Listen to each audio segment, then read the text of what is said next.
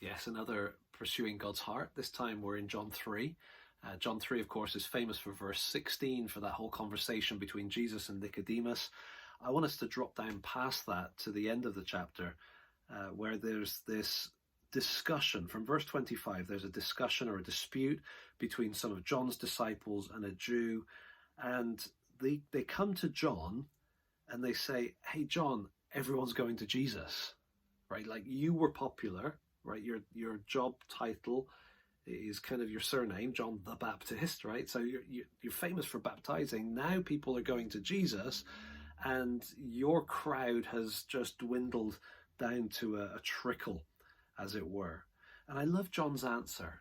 John's answer is so beautiful. He says, essentially, he uses the analogy of a marriage. He says, you yourselves bear me witness. I said, I'm not the Christ, but I've been sent before him. The one who has the bride is the bridegroom. The friend of the bridegroom who stands and hears him rejoices greatly at the bridegroom's voice. Therefore, this joy of mine is now complete. So John's saying, I'm just the best man. Jesus is the bridegroom.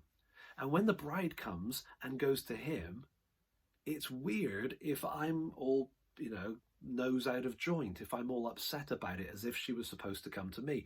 John's saying, no, the bride has gone to the bridegroom and I'm delighted. I'm thrilled by that. And then verse 30, his final statement is beautiful. He must increase, but I must decrease. There's so many implications of that in terms of just normal Christian life. What does it mean to grow as a Christian? John 3:30 is not a bad verse to live by. Jesus needs to become more and more significant, bigger and bigger in my life and shining through my life, and I must decrease. The me, the big ego needs to shrink more and more and more. That's a great verse for us all to just take and apply to ourselves. For those of us that are involved in ministry, in any sort of leadership, how often do we talk about reducing or decreasing? So much of leadership is so much focus is on growing your platform and growing your influence and growing your followers and all of the kind of numbers up kind of approach. What about the John the Baptist element of that? What about the I must decrease, I must pull back and elevate him? That should be the motif of our lives and of our ministries, that somehow as we're more and more excited about what God is doing and how the bride is being brought to Jesus, at the same time as we lift him up, we pull ourselves down. I don't know what that means for you. I don't know what that means for me, but it's something to ponder, isn't it? Something to think about.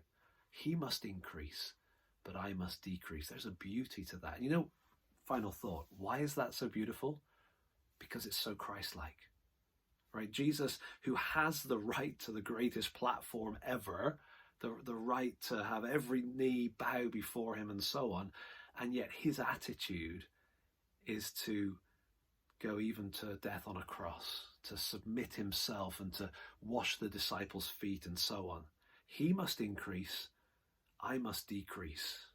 Beautiful when you see it in a Christian, beautiful when you see it in a leader, because ultimately it's beautiful because we see it in Jesus.